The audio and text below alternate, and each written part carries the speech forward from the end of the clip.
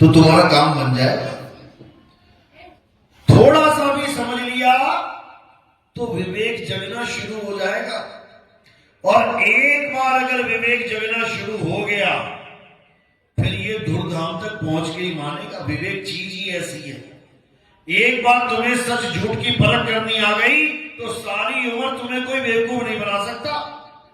उसी वक्त विवेक चालू हो जाएगा, उसी वक्त सही है गलत है, सच है झूठ है, नकली है असली है, उसी वक्त। और जो भोंदू है जिसको पता ही नहीं है सच और झूठ में फर्क क्या है, जिसको पता ही नहीं है कि असली और नकली में फर्क क्या होता है, वो लुट जाते हैं। लुट गया रे व्यापारी परख बिना। अरे तुम दाल लेने जाते हो, चावल लेने जाते हो, तुम कुछ भी सामान लेने जाते हो, देखो कैसे उठा उठा के देखते हो। हाँ चावल ठीक है भैया कर देना 20 किलो। हाँ दाल ठीक है गड़गड़ नहीं है भैया कर देना 10 किलो। बिना देखे कुछ नहीं लेते तुम। ये तुम्हारी परख शक्ति है जो परख रहे हो, बैठ में खा के देख रहे हो, गोल गोल घुमा के छेद तो नहीं है इसमें। भिंडी को थोड़ा सा तोड़ के देख रहे हो, कराड़ी तो नहीं है कहीं ये। गाजर देख रहे हो तोड़ तोड़ के, हाँ ताजी है कि नहीं है, सब चेक कर रहे हो केवल एक चीज के अलावा। और वो क्या चीज है? गुरु का नाम। जो दे रहा है लेते जा रहे हो, जो दे रहा है लेते जा रहे हो, एक बार भी चेक नहीं करते सही नाम दिया भी है कि नहीं।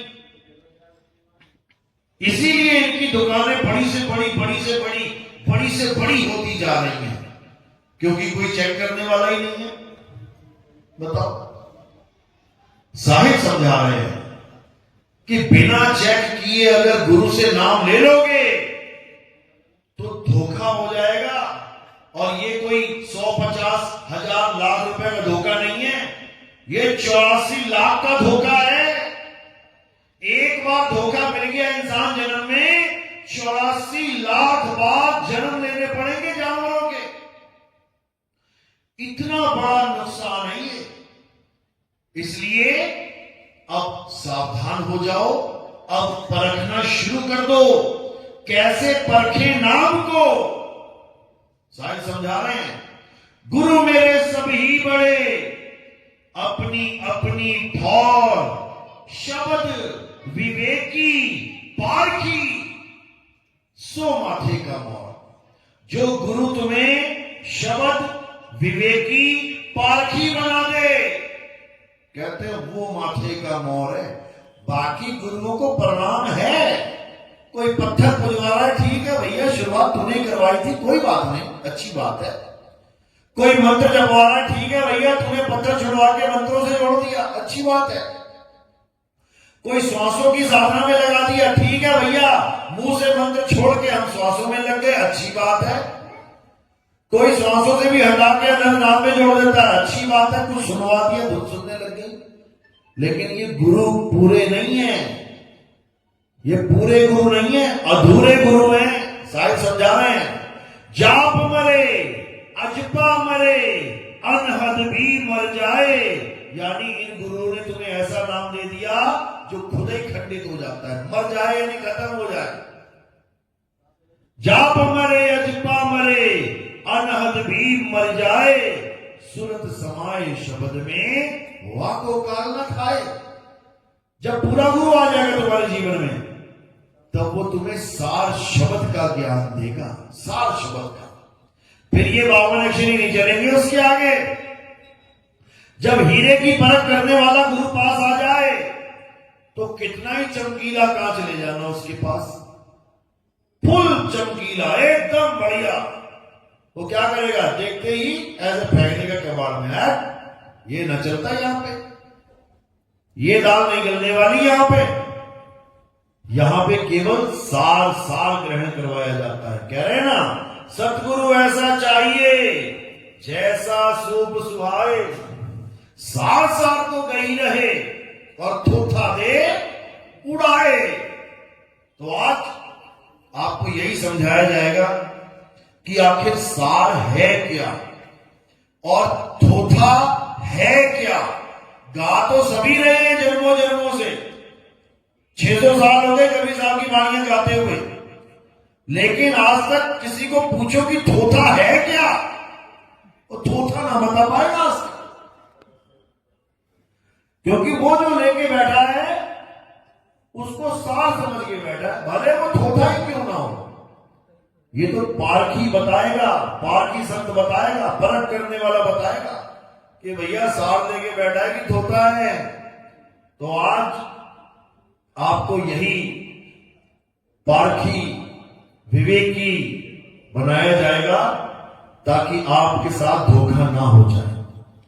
तो आज का सत्संग शुरू करने से पहले परम पिता परमात्मा के नाम पे जयकारा लगाएंगे और फिर सत्संग शुरू करेंगे। बोलिए परम पिता परमात्मा की, सदगुरु बंदी छोड़ कबीर साहेब की, सभी संतों की, सदगुरु मदनपति साहेब की, दीवान जवाहरपति साहेब की, सदगुरु मोहनपति साहेब की, सदगुरु राम सेवक साहेब की, सदगुरु विराटपति साहेब की, कलीनपुर धाम की, सभी संतों की, सभी भक्तों की, सत्संग में आई सब संगत की, इनके माता पिता की, सकल हंस को बंदगी, साहेब बंदगी सतना। तो साहेब समझा रहे हैं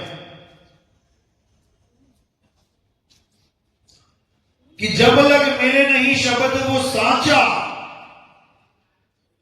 तब लग गुरु करो 10 पांचा। कई लोग कहते हैं अरे यार इसका तो काम ही नहीं है, इसको तो कोई और, ये हर साल नया गुरु बना लेता है। पहले राधा स्वामी गया, फिर वहां रांगड़ी चला गया, फिर वहां चला गया, फिर रामपाल जी के पास चला गया, अब ये नितिन दास के पास बैठा है, कल को उसको भी छोड़ देगा।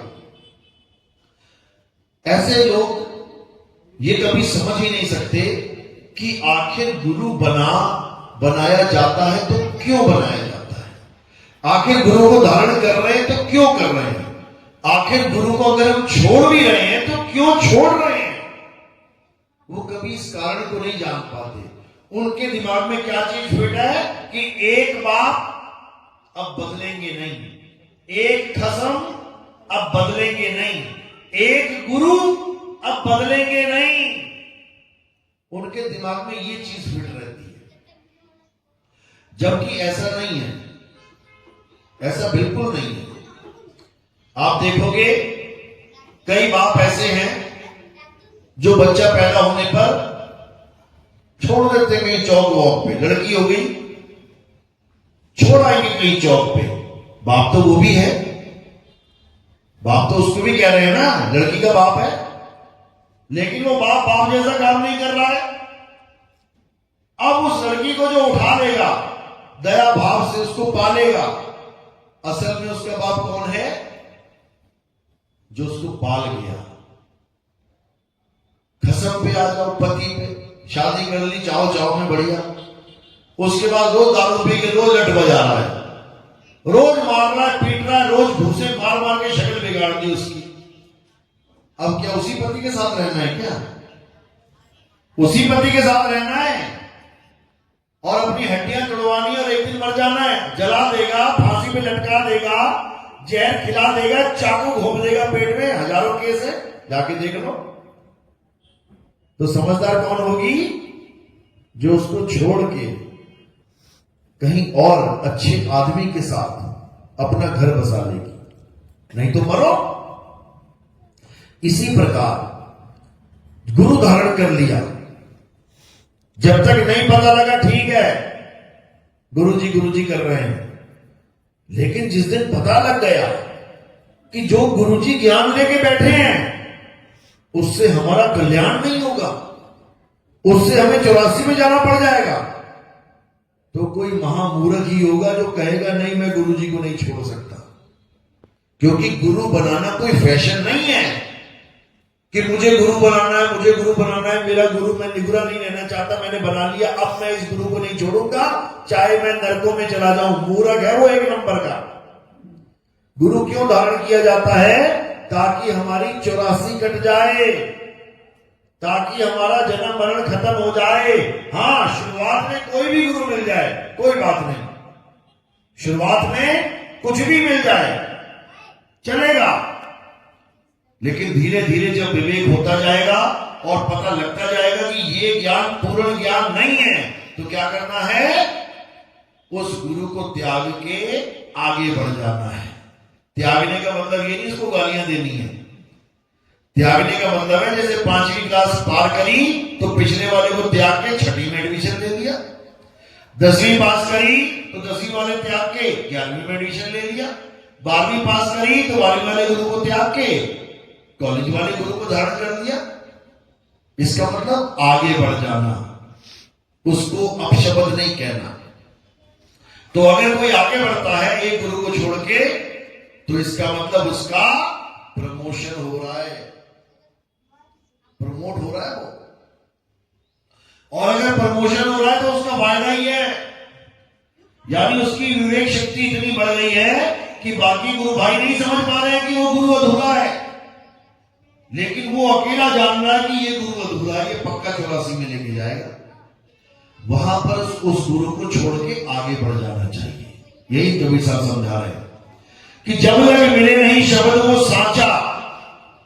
शब्द तो मिला गुरु जी से, कोई ना कोई शब्द तो वो देगा। हिंदू है तो राम राम राम राम जपवा देगा, राधे राधे राधे राधे जपवा देगा, हरे कृष्ण हरे रामा, ओम नमः भगवते वासुदेवाय, ओम नमः शिवाय, ओम गण गणपति नमाय, कुछ भी दे देगा। हजारों मंत्र बना के बैठा हुआ है इंसान, या फिर श्वासों का जाप दे देगा, सुहंग सुहंग कर ले, वाहिगुरु वाहिगुरु कर ले, अल्लाह अल्लाह कर ले, कुछ भी कर ले, ओम सुहंग कर ले, श्वासों में कुछ भी कर ले, दे देगा कोई ना कोई शब्द। कोई कानों में उंगलियां डाल के अनंतनाथ सुनवा देगा, 5 नाम 5 धुने 5 प्रकार 5 ये 5 वो दे देगा। कुछ भी जो उसके गुरु ने दिया वो तुम्हें बांट रहा है, लेकिन इससे कल्याण नहीं होगा, क्योंकि ये सच्चा शब्द नहीं है। साहिब कह रहे जब लग मिले नहीं शब्द को साचा। अब साचा यानी सच्चा, इसका मतलब झूठा भी है, तभी तो सच्चा होगा कोई। अब सच्चे और झूठे में फर्क क्या जाने, कैसे जानेंगे? तो कबीर साहब बीजक में फर्क बता रहे हैं।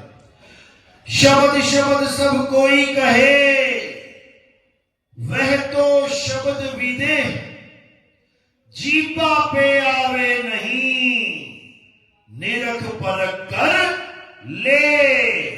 कहते अगर जीभ से बोलने वाला नाम तुम्हें तुम्हारे गुरुजी ने दे दिया, इससे कोई मतलब नहीं है कि वो हिंदू है, मुसलमान है, सिख है, ईसाई है, इससे कोई मतलब नहीं। मतलब 52 अक्षरों से है। अगर 52 अक्षरों का नाम यानी आ ई उ का खा गा, इन अक्षरों के द्वारा स्वर और व्यंजन से बनने वाले शब्दों को अगर उसने दे दिया, तो तुम्हें फंसा दिया उसने। किस जाल में? 52 के जाल में, काल के जाल में। तो कबीर साहब यही समझा रहे हैं, जो नर पड़े 52 के फेरा, सो नर जानो काल के चेरा। जब 52 का टूटे डोरा, सहजे छूटे काल झकोरा। फिर नहीं आए फिर नहीं जाए, साल शब्द में रहे समाये। कहते जब 52 का डोर बांधने वाला गुरु मिल गया, तो समझ लो कि जन्म बर्बाद हो गया। और 52 का डोर तोड़ने वाला गुरु मिल गया, तो समझ जाना बेड़ा पार हो गया। कबीर साहब, रविदास जी महाराज बनारस में रहते थे। बनारस में लोग कहते कबीर साहब भी राम राम जपते थे, साथ में बाणियां लगा देते हैं। देखो कबीर साहब कह रहे हैं, राम नाम की लूट है, लूट सके तो लूट, अंतकाल पछताएगा जब प्राण जाएंगे छूट। देखो कबीर साहब कह रहे हैं राम राम जपो, और दोहे लगा देंगे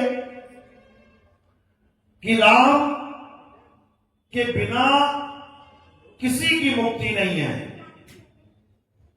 बिना राम के किसी का काम बनने वाला नहीं है।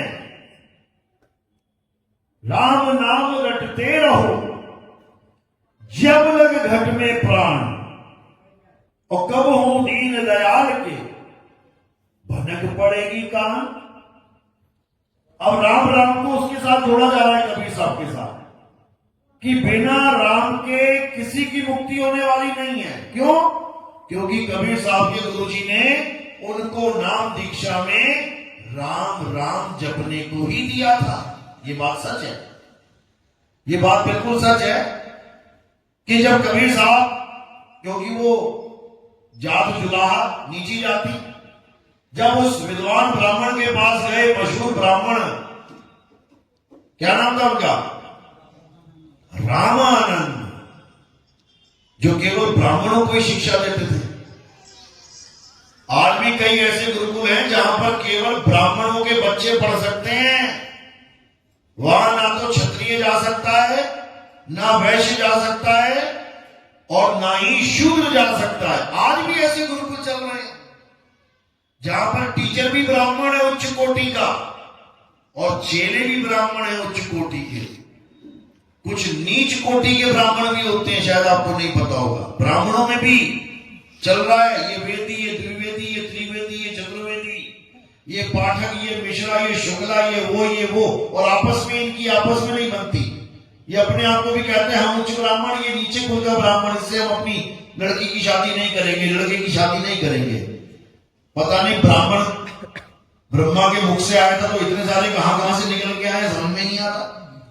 मुख में से कौन सा वाला आया था वही नहीं समझ में आ रहा, जो वो और ऊंचा हो गया और बाकी नीचे हो गए, यही नहीं पल्ले पड़ रही बात।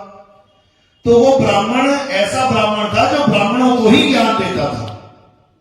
लेकिन कबीर साहब से लोग क्या प्रश्न करते थे बार बार, जो आज नितिन दास से प्रश्न होते हैं, तुम्हारी गुरु प्रणाली बताओ, तुम्हारी गुरु प्रणाली बताओ। मैं कह रहा हूं मुक्ति का नाम जान ले, तेरी मुक्ति हो जाएगी। वो कहता मुक्ति से हमें कुछ लेना देना नहीं, तू ये बता तेरा गुरु कौन है। बिल्कुल कहते ना, इतिहास दोहराया जाता है, इतिहास दोहराया जाता है, ये दोहराया जा रहा है इतिहास। कबीर साहब आए थे मुक्ति का ज्ञान लेके, अरे भाई सुन लो मुक्ति की बात बताता हूं। कहते मुक्ति मुक्ति छोड़, ये बता तेरा गुरु कौन है। बड़े चक्कर में पड़ गए यार, मेरा गुरु कौन है, मैं तो सारी दुनिया का गुरु हूं, मेरा गुरु कौन है। अब तो बनाना ही पड़ेगा। अब जब गुरु की बात है बनाना पड़ेगा, तो उस समय सबसे ज्यादा विद्वान किसको माना जाता था? ब्राह्मणों को। तो ब्राह्मणों में भी सर्वश्रेष्ठ कौन था? रामानंद जी। तो कबीर साहब ने कहा इसी से लेंगे नाम दीक्षा वाली। लेकिन जब वहां पहुंचे और उनको पता लगा कि कबीर आया है, तो 7 पर्दे लगा दिए, हम शूद्रों के दर्शन नहीं करते। अच्छा भी, अरे कबीर यहां दीक्षा नहीं मिलेगी, थोड़ी तो लाज कर लेता, कहां आ गया तू ब्राह्मणों में, यहां उच्च कोटि के ब्राह्मणों को दीक्षा मिलती है। कबीर साहब कहते कोई बात नहीं गुरु जी, ठीक है जैसी आपकी मौज, लेकिन दीक्षा तो यहीं से लूंगा और आप ही दोगे। चले गए कबीर साहब। फिर क्या हुआ? फिर रामानंद जी सुबह तड़के 3:30-4 बजे पंचगंगा घाट पे बनारस में स्नान करने जाते थे। कबीर साहब उस वक्त 5-6 साल के बच्चे थे। तो क्या किया कबीर साहब ने? 6 महीने के बालक बन के सीढ़ियों पे लेट गए। मात्र 6 महीने का बालक जो सीढ़ियों की आड़ में लेट गया, दिखाई नहीं उसको। गुरुजी जब आए, पैर रखा सीढ़ियों पे, चलते चलते चलते एकदम उनके पैर सिर पे पड़ गया कबीर साहब के। अब बच्चे के सिर पे पैर लगा तो बाबा भी हिल गया, ये क्या है, ये कौन है नीचे? और देखा बच्चा छोटा सा। अब छोटा से बच्चे से जात और बात क्या पूछेगा, कौन है भाई तू? उठा के गले से लगा लिया, नहीं बेटा रो मत। साहब भी लगे रोने, कह रो मत, राम राम बोल, राम राम बोल। साहब कहते हो गई दीक्षा, राम राम की दीक्षा हो गई, अब बस निशानी बाकी है। कल को मुकर जाएगा ये कि इसने मुझे राम राम दिया था। तो क्या करते हैं, उसके गले की माला तोड़ देते हैं। माला तोड़ते हैं 108 मनके की, तो 107 मनके तो वही सीढ़ियों पे बिखर जाते हैं। एक मन का वो अपने हाथ में छुपा के रख लेते हैं। वही एक मन का तुम लोग के गले में पड़ा हुआ है, जो नितिन दास ने डाला है। ये निशानी है कि तुम हमारे शिष्य और हम तुम्हारे गुरु जी हैं। वही निशानी कबीर साहब ने स्वयं मनके को अपने हाथों से धारण किया, दिखाने के लिए। देखो गुरुजी, आप ही की माला का मनका है ना, कल को मुकर मत जाना। तो ये सब लीला थी मालिक की, गुरु धारण करने के लिए, क्योंकि ये अज्ञानी जीव, इसको मुक्ति से लेना देना नहीं है। ये पता क्या पूछता है? अरे मुक्ति गई भाड़ में, ये बता मेरा कैंसर ठीक होगा कि नहीं। मुक्ति गई भाड़ में, मेरा लीवर ठीक होगा कि नहीं। मुक्ति गई भाड़ में, मेरे पैर में इन्फेक्शन है, ये ठीक होगी कि नहीं। मेरे दांतों में दर्द है, ये ठीक होगा कि नहीं। मेरी आंखें कमजोर है, ये ठीक होगा कि नहीं। बताओ, मुक्ति से कोई मतलब ही नहीं है। और साहिब कह रहे हैं कि नाम जपत कोड़ी भरा, चुई चुई गिरता चाम, वो कंचन देह किस काम की, जिस मुख नाही राम। कबीर साहब तो ये समझा रहे हैं, लेकिन कबीर पंथी लालच दे रहे हैं इस नाशवान काया का। आप तुम्हारी काया ठीक कर दें, फिर हॉस्पिटल बंद करवा देते हैं सारे। तुम्हें लगता है कि तुम काया ठीक कर दोगे सबकी, तो हॉस्पिटल बंद करवा देते। अपने ही आश्रमों में हॉस्पिटल भी खोल के बैठे हुए हैं। बताओ, जो ये कह रहे हैं कैंसर का बाप ठीक कर देंगे, वो अपने हॉस्पिटल में दवाइयां रख के, हॉस्पिटल खोल के अपने आश्रम में खुद भी दवाइयां खा रहे हैं। ये भ्रम जा रहा है भाई, इसको छोड़ो। बीमारी आती है प्रारब्ध की वजह से, बीमारी जाती है प्रारब्ध की वजह से। बीमारी आई है, 4 लोगों को कैंसर हो गया है, सेम दवाई दे रहा है डॉक्टर, 3 मर जा रहे हैं, 1 नहीं मर रहा है। प्रारब्ध की वजह से दवाई लगेगी, प्रारब्ध की वजह से नहीं लगेगी, प्रारब्ध की वजह से। कर्मों का खेल है ये, समझो। तो अब क्या करना है? अब हमने उस सच्चे शब्द की परख करनी है, जिसको प्राप्त करने के बाद ये जन्म मरण का रोग खत्म हो जाएगा। ये शरीर ही नहीं रहेगा, ना रहेगा बांस, ना बजेगी बांसुरी। ये शरीर का खेल ही खत्म कर देंगे, क्योंकि अगर बार बार शरीर धारण करोगे तो ना करते भी तुम्हें बीमारियों का सामना करना पड़ेगा, मौत का सामना करना पड़ेगा। किसी के अंग कट जाएंगे, किसी के अंग फट जाएंगे, किसी के खराब हो जाएंगे, फिर वही दुख, क्योंकि देह धरे का दंड है। सब काहू को होए, ज्ञानी भोगे ज्ञान से, अज्ञानी भोगे रोए। इसलिए ज्ञान में आओ। अब उस शब्द को जानो, जिस शब्द के द्वारा आपकी जन्म मरण से मुक्ति हो जाएगी। और वो शब्द क्या है? वो कोई 52 अक्षरी शब्द नहीं है, वो स्वर व्यंजन का मेल नहीं है।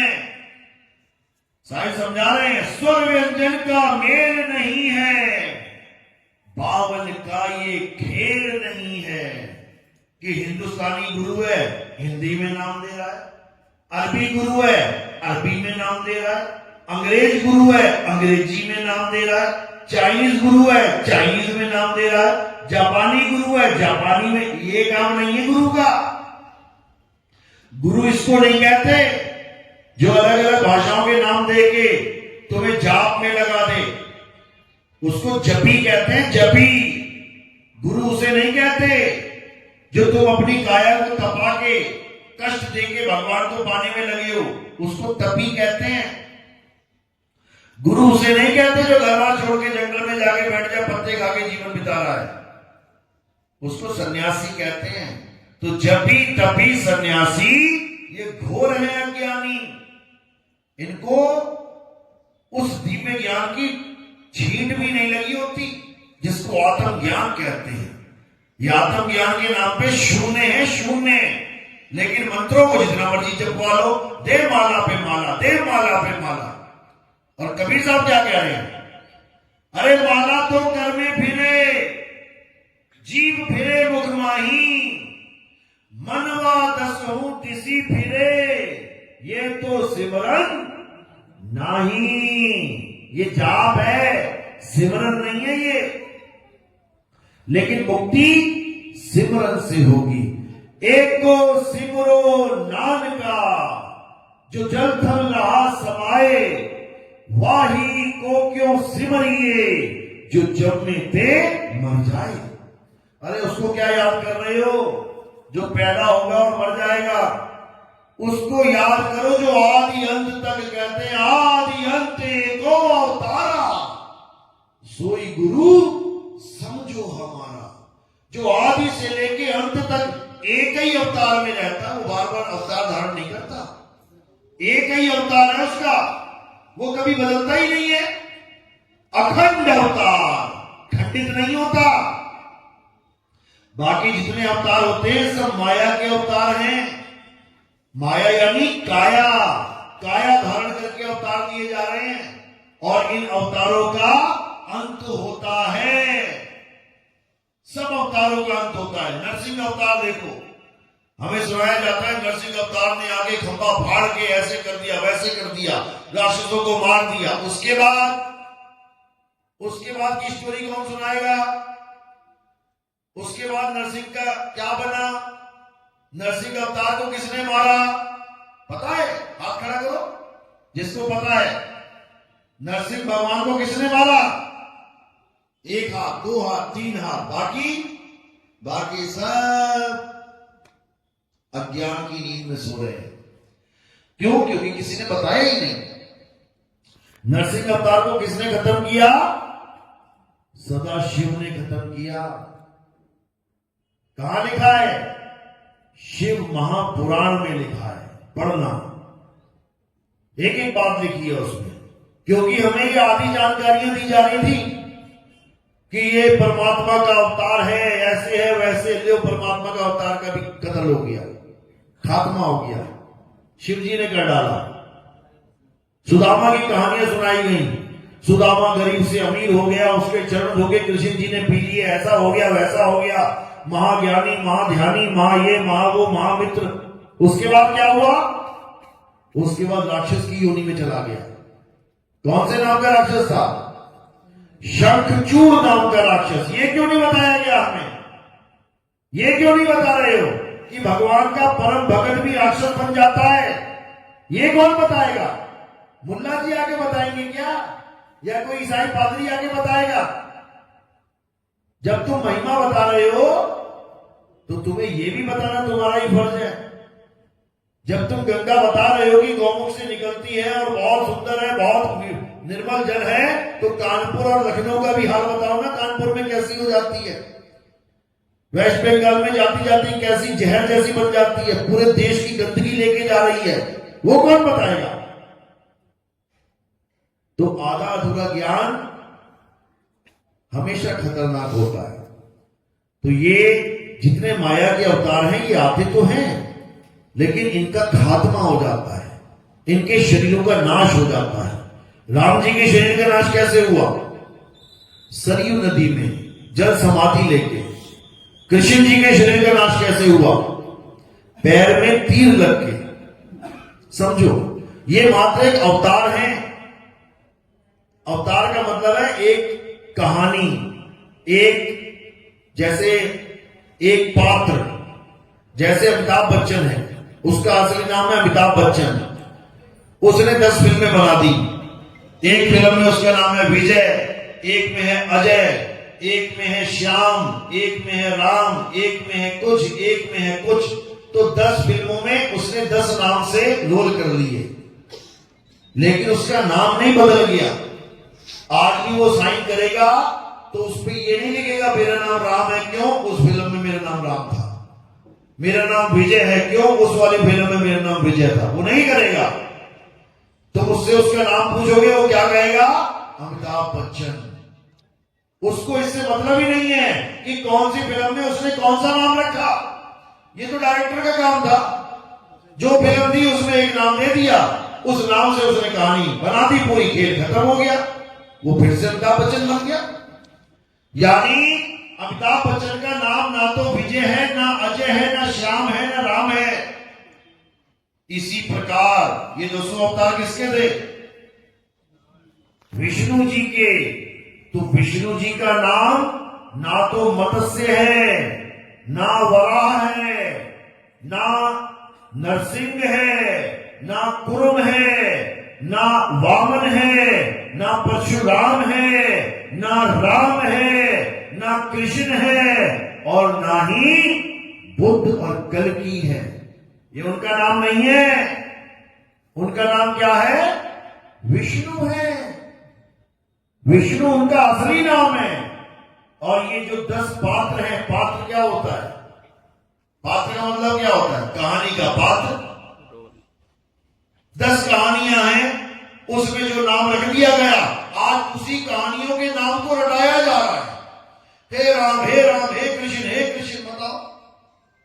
हे नरसिंह कर ले, हे मत्स्य कर ले, हे मछली, हे कछुआ कर ले। अरे उनके नाम नहीं है वो, तुम्हें भरमा दिया गया है। क्योंकि कोई भी कहानी, अगर वो कोई भी पात्र धारण करेंगे तो कुछ ना कुछ तो नाम रखना ही पड़ेगा ना। कुछ भी रख सकते हैं। कृष्ण नाम नहीं होता तो कोई और नाम रख लेते, फिर तुम उसका जाप करने लग जाते। अगर उसका सच में नाम जानना है तो विष्णु है, विष्णु जी का नाम जपो ना।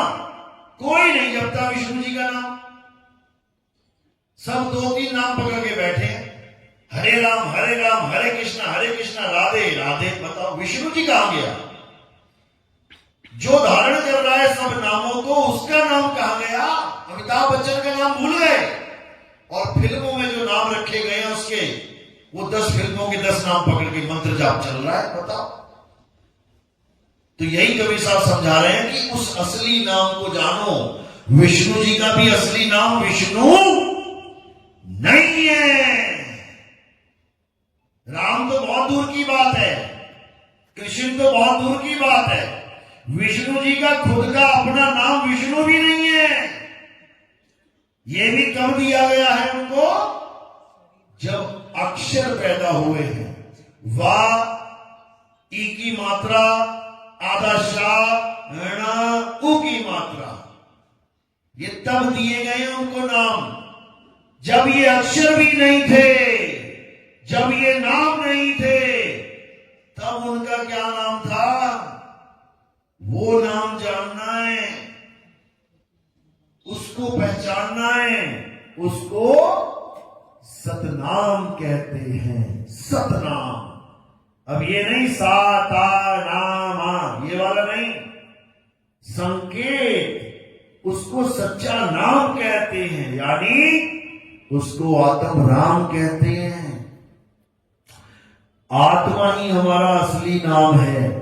ये वाला नहीं, आत्मा अक्षर वाला नहीं, नी अक्षर आत्मा हमारा असली नाम है। उसको जानना ही हमारा असली काम है। बाकी सब दुनिया का झोल झाल है, सब माया का खेल है, 52 अक्षरों की दौड़ है। तो कबीर साहब यही समझा रहे हैं कि 52 अक्षरों से ही विष्णु नाम बनेगा, 52 अक्षरों से ही राम, 52 से ही श्याम, 52 से ही सारे नाम। तो क्या करना है?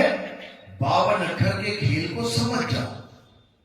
साहिब समझा रहे वाणी में, 52 अक्षर जोरे आन, सक्यन अक्षर एक पहचान, सत का शब्द कबीरा कहे।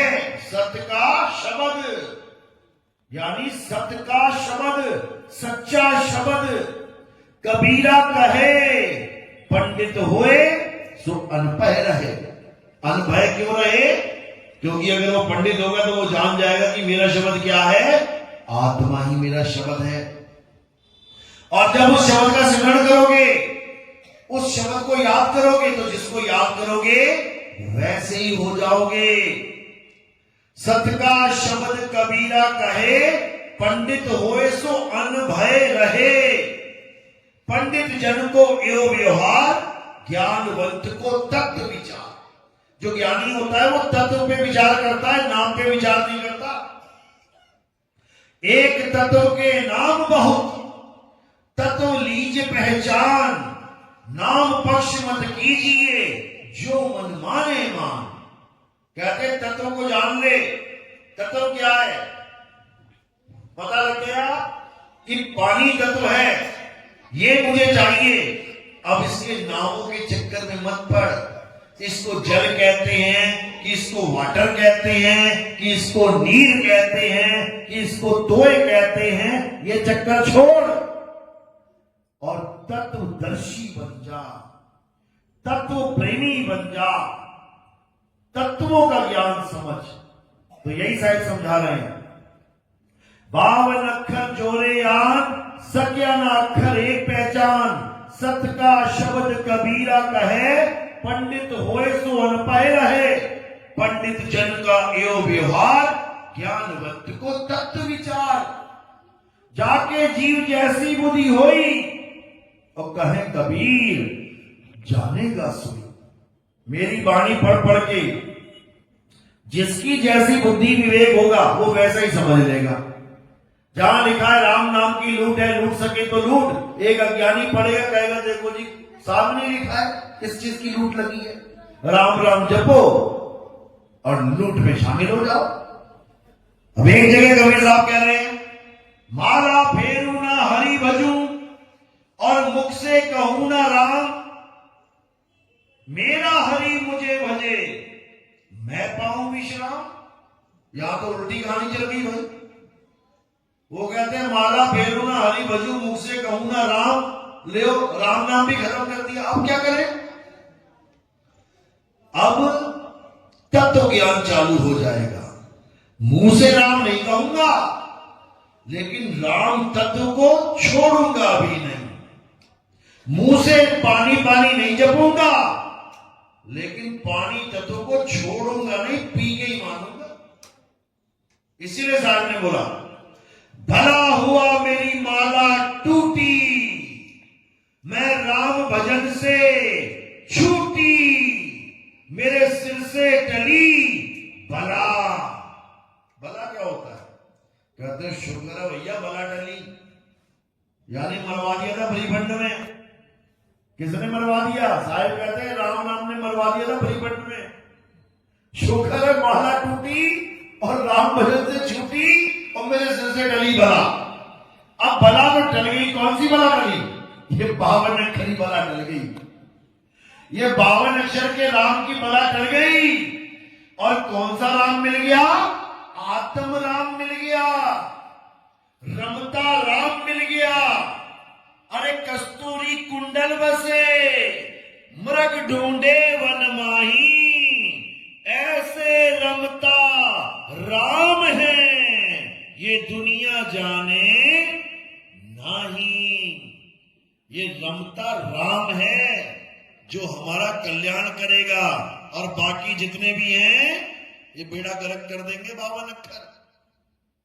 तो साहिब ने यही समझाया 52 अक्षर लोक त्रय, सब कुछ इन्हीं माही, ये अक्षर खिल जाएंगे वो अक्षर इनमें नहीं। खेल खत्म कर दिया 52 अक्षरों का। गरीबदास जी महाराज भी समझा रहे हैं, अरे 52 अक्षर लेख राम रंग होरी हो, वो अक्षर यामे नाही राम रंग होरी हो।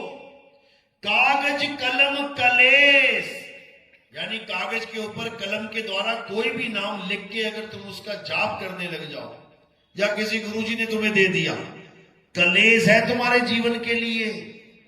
कागज कलम कलेस राम रंग होरी हो, वो रहा शेष क्या शेष राम रंग होरी हो। तो उस राम के रंग को जानने के लिए हमें तत्व ज्ञान में आना पड़ेगा। गीता में यही समझाया है।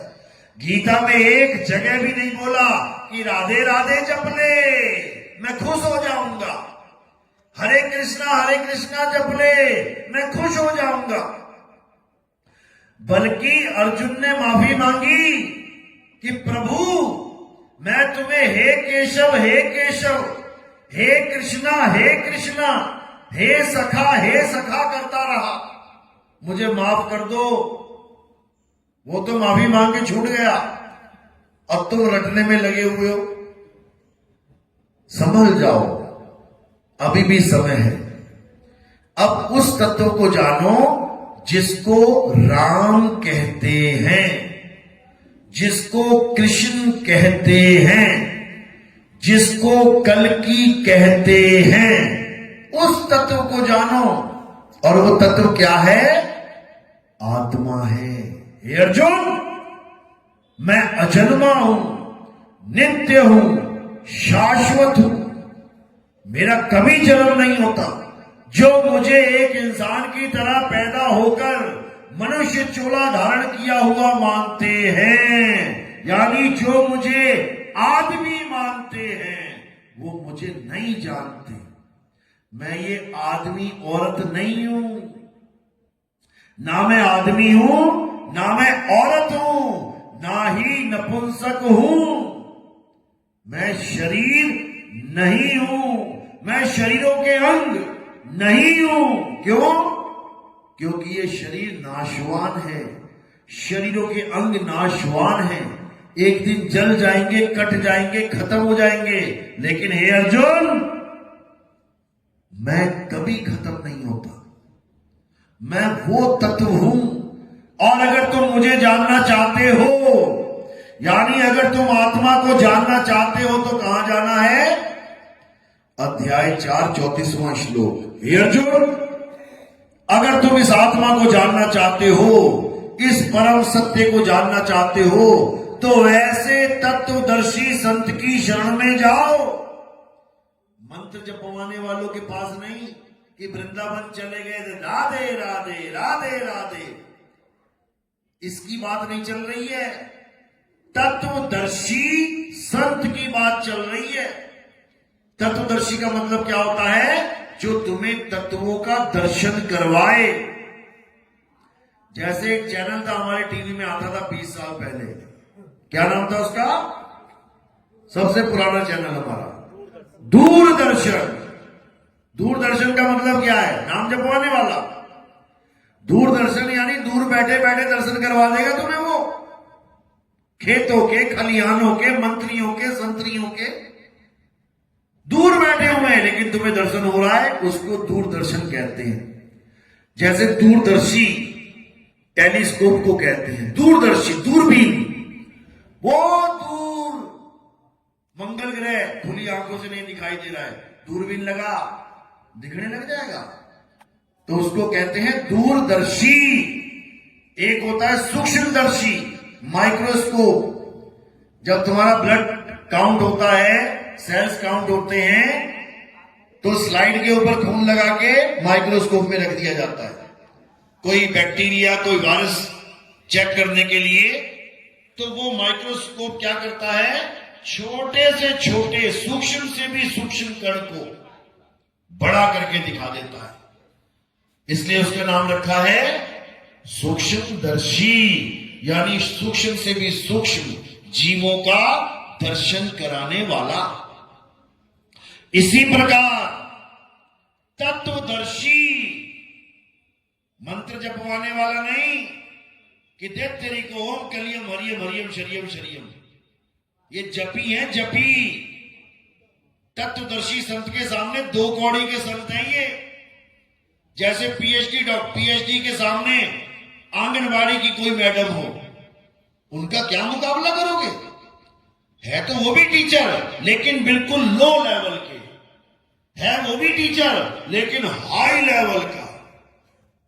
तो तत्वदर्शी हाई लेवल टीचर हैं, और ये जपी तपी सन्यासी ये लो लेवल के टीचर हैं। इसीलिए बोला साहिब ने, गुरु मेरे सभी बड़े, अपनी अपनी ठौर। ये ठौर बताई जा रही है उनको। कहते ना, तेरा कोई ठौर ठिकाना है? कहां रहता है? मैं झोपड़ी में रहता हूं। अच्छा, और तू? मैं भाई महल में रहता हूं। क्या मुकाबला है उनका? झोपड़ी में रहने वाले और महल में रहने वाले का क्या मुकाबला है? घर दोनों का है, वो उसका घर है, वो उसका घर है, लेकिन रहने में जमीन आसमान का अंतर है। इसी प्रकार तत्वदर्शी संत और एक मंत्र जपी संत में जमीन आसमान का अंतर है। उसके पैरों की धूल भी नहीं है वो जपी तपी सन्यासी।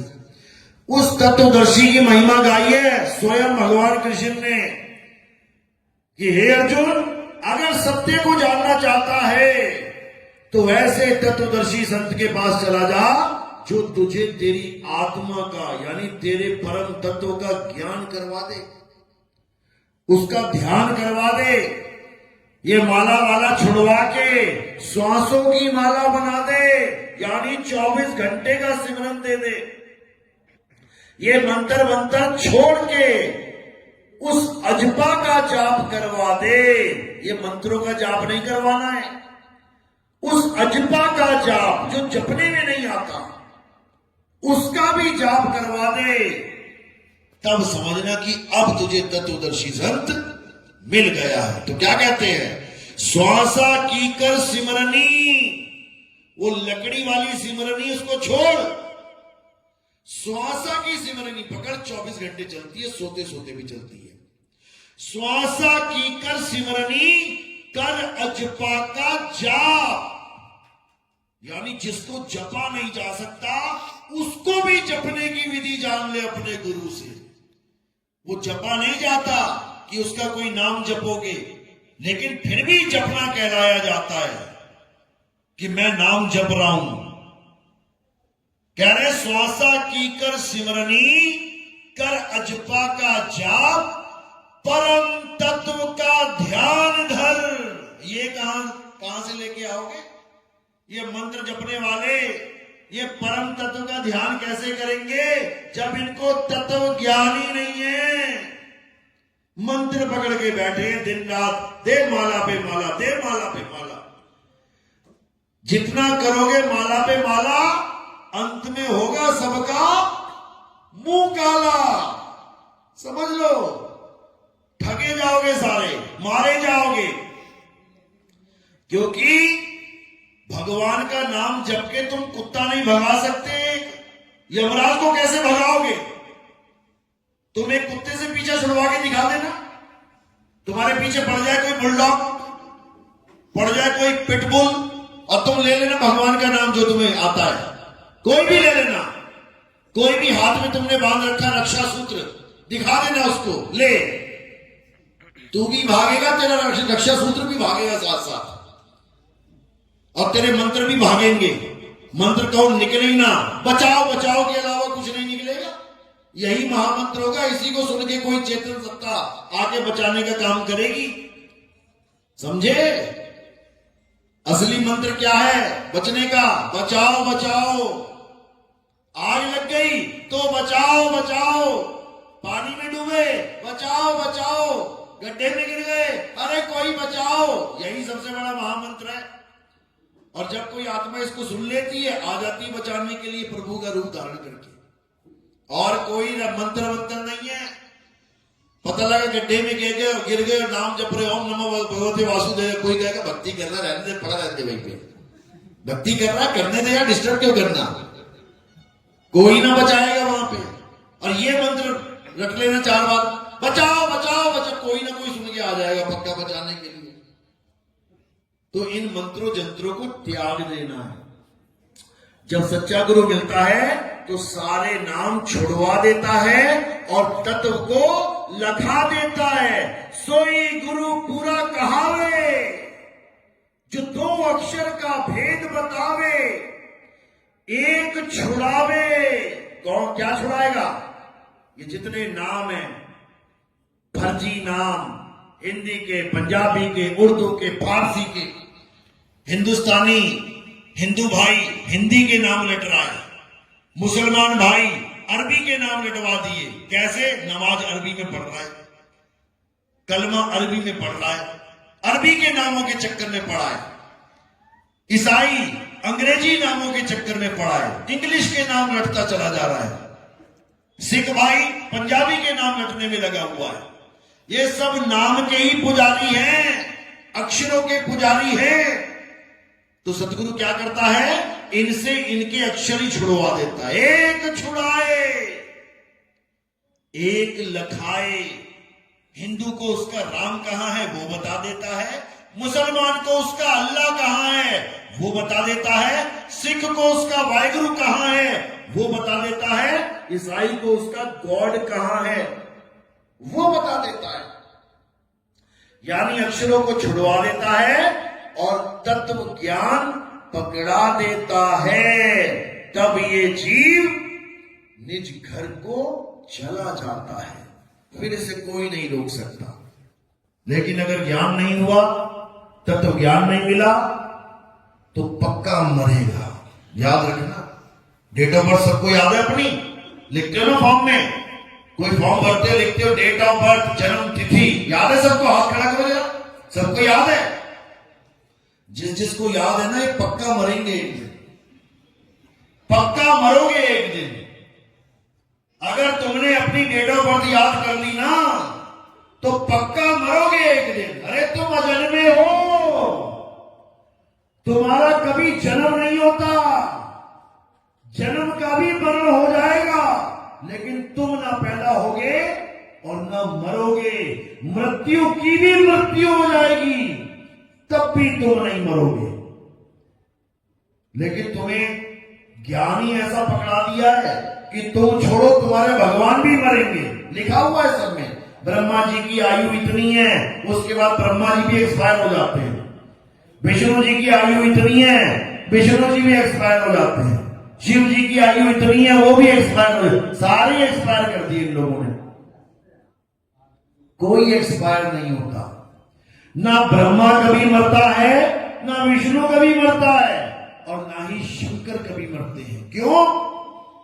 क्योंकि वो शरीर है ही नहीं। इसी प्रकार ना तुम कभी मरते हो, ना हम कभी मरते हैं। क्यों?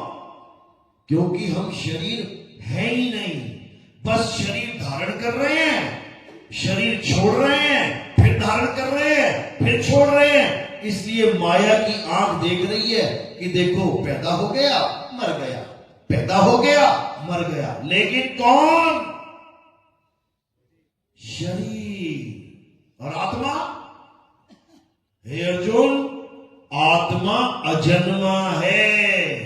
आत्मा का ना तो कभी जन्म होता है, ना ही कभी इसकी मृत्यु होती है। अगर इस संसार में कुछ सत्य है तो वो केवल आत्मा है। उसी आत्मा का भेद बताने वाले गुरु को आत्मज्ञानी तत्वदर्शी संत कहते हैं, मंत्रदर्शी संत नहीं कहते। अरे तंत्र मंत्र सब झूठ है, इनमें न भरने कोई, और सार शब्द यानी आत्मज्ञान जाने बिना कागा हंस न होए। तो क्या करना है? अध्याय 3 17वां श्लोक। हे अर्जुन, जो अपनी आत्मा में रमण करते हैं, जो अपनी आत्मा में तृप्त हैं, जो अपनी आत्मा में संतुष्ट हैं, उनके लिए कोई धार्मिक कर्म कर्तव्य लागू ही नहीं होता। आजादी, कोई मंत्र जंतर पूजा पाठ हवन यज्ञ तीर्थ व्रत कुछ नहीं करना है। क्या करना है? हे अर्जुन, बस अपनी आत्मा में रमण करना है। रेत में रमण नहीं करना। वृंदावन में चले जाओ, रमण रेती में दे, रेत में दे, रेत में लोटम लोट। रेत में लौटने के लिए 84 लाख योनियां बनी हुई है। सुअर बन जाना, खूब लौटना रेत में, खूब। इंसान जन्म रेत में लौटने के लिए नहीं बना है। इंसान जन्म मोक्ष का द्वार है, मुक्ति का द्वार है। और मुक्ति कैसे मिलेगी? अपनी आत्मा में रमण करके मिलेगी, तब कल्याण होगा, नहीं तो नहीं होगा। बात समझ में आ रही है? किस किस के समझ में आ रही है? आपके लग होगा। बहुत अच्छी बात है। अभी गणेश चतुर्थी आएगी, सब लाइन में लगे मिलेंगे वहां पे। अभी रामनवमी आएगी, सब मंदिर के बाहर खड़े मिलेंगे। अभी शिवरात्रि आ गई, सब भांग पीते हुए नजर आएंगे। ऐसा नहीं है। जो विवेकी होगा वो कभी बैक गियर नहीं लगाता। जो विवेकी होता है वो कभी पीछे मुड़ के नहीं जाता, वो आगे बढ़ता है। ठीक है, हमारे जीवन में मंदिरों का भी बहुत बड़ा महत्व है, इतिहास है। हमारे जीवन में मस्जिदों का भी बहुत बड़ा महत्व है, इतिहास है।